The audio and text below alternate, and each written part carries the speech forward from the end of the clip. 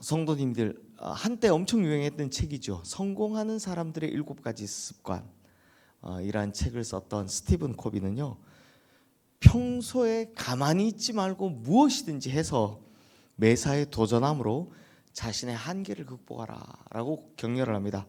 그래서 스티븐 코비가 했던 말 중 가장 유명한 말이 이겁니다. 가장 위험한 인생은 위험이 없는 인생이다 라는 겁니다. 그런데요, 가만히 있는 걸 좋아하는 사람이 의외로 많습니다. 가만히 있으면 뭐 안전하다 이렇게 느끼는 겁니다. 하지만 세상은 급격하게 변화하고 급격하게 발전하는 속도를 보여주죠. 그러니 두 손 놓고 가만히 안주하고 있다 보면 결국 도태되고 뒤떨어지는 법입니다. 하나님께서도 이스라엘 백성들에게 그 자리에 주저앉지 말라, 가만히 있지 말라라고 말씀하셨습니다. 특히 언제? 출애굽 사건 때 그러셨습니다. 오늘 우리가 보는 시편 114편도요, 출애굽 사건을 기반으로 쓴 시편인데요, 하나님께서는 430년 동안 종살이를 했던 이스라엘 백성들에게 나타나셔서 더 이상 가만히 있지 말고 일어나 나가라, 출애굽하라 라고 격려를 해주셨습니다. 근데 사실 이스라엘 백성들은요, 430년간 종살이를 하고 엄청 힘들었지만 종살이도 이게 그렇게 오래 하다 보니까 은근히 익숙해지고 견딜만 했습니다. 이스라엘 백성들을 다스리던 이 이집트의 통치자 입장에서도 보면 이만한 노동력을 구하기가 어렵죠. 그래서 때로는 채찍으로 다스리기도 했지만 또 때로는 은근히 그들에게 원하는 걸 싹 제공해주면서 그들을 잘 달래주기도 했었습니다. 그러니까 보상이 있을 땐 충분히 보상했죠. 그래서 이스라엘 백성들이 광야 시절 이집트를 그리워하면서 자주 했던 말이 이겁니다. 이집트의 고기 가마 곁에서 고기를 먹고 부추와 마늘을 먹을 때가 그리웠다 라는 말입니다. 그러니까 차라리 이집트의 노예로 살던 때가 고생스러운 출애굽 40년 광야 생활보다 낫다라고 하는 말입니다.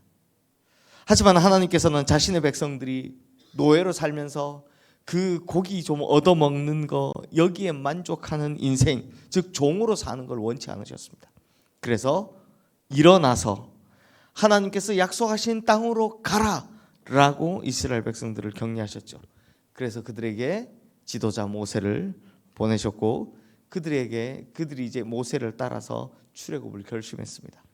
근데 문제는 항상 보면 우리 인생도 마찬가지인데요, 가만히 있으면 문제가 일어나지 않는데 일어나서 움직이려고 하니까 이제 없던 장애물들이 이제 눈앞에 보이기 시작하는 겁니다.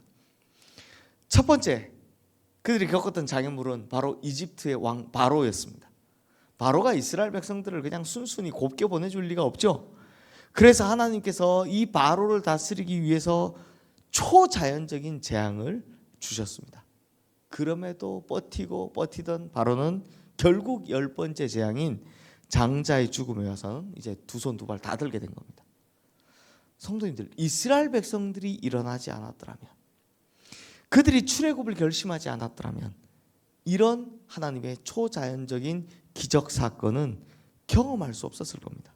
그들이 가만히 있었더라면 하나님이 이렇게 위대한 하나님이신 줄 그들은 보지도 못했고 깨닫지도 못하고 결국 그냥 노예로 살다 죽었을 겁니다. 하지만 출애굽을 결심했기 때문에, 일어나길 결심했기 때문에 하나님이 얼마나 대단하신 분인 줄 그들 두 눈으로 똑똑하게 보게 된 거죠. 그리고 출애굽 여정에서 이스라엘 백성들에게 가장 큰 장애물 뭐였냐? 바로 홍해와 요단강이었습니다. 홍해는 이집트를 빠져나올 때 첫 관문이었고 요단강은 가나안 땅으로 들어갈 때 첫 관문이었습니다.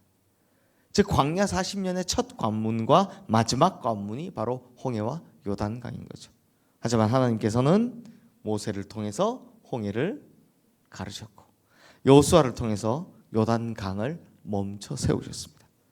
그래서 오늘 이 시편 114편의 시인은 홍해와 요단강을 가르시고 멈춰 세우신 하나님을 찬양하고 있습니다. 우리 3절 말씀 함께 읽어보겠습니다. 바다가 보고 도망하며 요단은 물러갔으니 5절 말씀도 함께 읽겠습니다. 바다야 내가 도망함은 어찌함이며 요단아 내가 물러감은 어찌함인가. 자, 이 두 구절 말씀을 보면 바다는 도망가고 요단은 물러갔다 라고 표현을 합니다. 그래서 후대에 성경 읽는 사람들이 이제 홍해는 이렇게 양쪽으로 갈라진 거고 요단강은 한쪽이 막아서서 점점 물이 빠지니까 시간이 지나니까 이렇게 물이 빠진 거구나 라는 걸 알게 된 겁니다. 근데 성도님들, 바다가 갈라지는 경험을 우리가 흔히 할 수 있는 경험입니까? 우리 성도님들 눈앞에 바다가 쫙 갈라지는 걸 보신 적 있습니까? 없죠? 흔히 아무나 할 수 있는 경험은 아닙니다. 강이 멈춰서는 걸 경험하실 수 있습니까? 이것도 한 번도 경험해 본 적이 없습니다. 즉 역사상 그 어느 누구도 경험하지 못했던 위대한 기적이며 위대한 사건이라는 겁니다. 근데 성도님들, 이런 일을 어떻게 경험하게 되었다고요? 이스라엘 백성들이 위험을 감수하고 일어나기 때문에 이 놀라운 경험을 할 수 있게 되었다라는 겁니다. 그러므로 성도님들, 우리 인생에도 이러한 위대한 일들이 있기를 주님의 이름으로 축원합니다.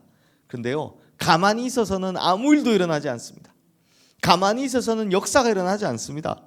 하나님과 함께 위대한 도전의 역사를 시작하면 그때부터 변화가 일어나는 겁니다. 뭔가가 일어나는 겁니다. 기적이 일어나는 겁니다. 성도님들 잘 아시겠지만 가만히 있는 건 다 죽은 물고기입니다. 죽은 물고기는 물이 흐르는 대로 그냥 떠내려갑니다. 하지만 산 물고기는 어떻게 합니까? 물을 거슬러 올라가는 법입니다. 그러므로 성도는 하나님과 함께 위대한 모험에 뛰어드는 사람입니다. 이렇게 일어나 도전해야 바로가 항복하는 역사도 우리 인생에 일어나고요. 우리 인생을 가로막았던 홍해도 갈라지고 요단강도 멈춰서는 위대한 기적이 일어나는 겁니다. 또한 이스라엘 백성들에게 도저히 안 된다고 생각했던 걸림돌이 뭐냐? 이게 또 바뀌어서 놀라운 축복이 일어나는데요. 이번에는 반석에서 물이 나는 경험이었습니다. 우리 8절 말씀 함께 읽겠습니다. 그가 반석을 쳐서 못물이 되게 하시며 차돌로 샘물이 되게 하셨도다. 자, 성도님들, 어떻게 반석에서 물이 튀어나올 수 있을까요? 그것도 못물이 되고 샘물이 되고, 이 말은 뭐냐면 아주 큰 강이 되었다. 그리고 아주 맑은 물이 나왔다라는 말입니다. 우리는 대부분 성경에서 이런 일이 있었다고 하니까 별 어려움 없이 하나님께서 그렇게 하셨나 보다, 이렇게 아주 쉽게 생각을 하는데요. 실제로 이게 가능합니까? 불가능한 일입니다. 광야길을 걷는 이 사람들도 가능하다고 생각해 본 적이 없습니다. 하지만 이것은 우리가 하나님과 함께 일어나기로 작정하고 모험을 시작하기로 결단하기로 하면서부터 이 일이 일어나는 거죠. 우리 역시 마찬가지입니다. 우리 앞에 엄청 어려운 일들이 있을 겁니다. 때로는 홍해, 때로는 요단강, 때로는 정말 타오르는 갈증, 온갖 우리 앞에 장애물이 있을 겁니다. 불가능하다고 생각되겠죠. 왜요? 한 번도 내가 본 적도 없고 들은 적도 없는 일이니까. 그런데 우리가 하나님과 함께 하기로만 결단을 하면, 그래서 일어나면 우리 앞에 있는 어떤 어려운 일도 은혜로 바뀐다라는 사실을 오늘 이 시편 114편이 보여주고 있는 겁니다. 그냥 우리가 성경 읽으면서 당연히 생각했던 홍해바다 갈라지는 것, 요단강이 멈춰서는 것, 뭐 반석에서 물이 나는 것 등등등등, 이 많은 일들이 우리는 그냥 성경에서 읽으니까 자연히 그렇게 됐구나라고 생각했지만 사실은 불가능한 일들입니다.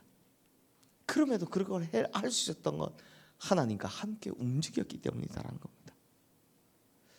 너무 단단해서 깨지지 않을 것 같은 반석 같은 인생의 문제가 하나님으로 말미암아 깨지고 터지고, 그리고 그곳에서 생명의 샘물이 흘러나오는 위대한 역사가 일어난다는 겁니다.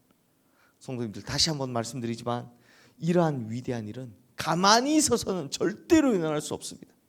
그러니 우리 성도님들, 이제 하나님과 함께 일어나셔서 도전하고 전진하시기를 주님의 이름으로 축원합니다.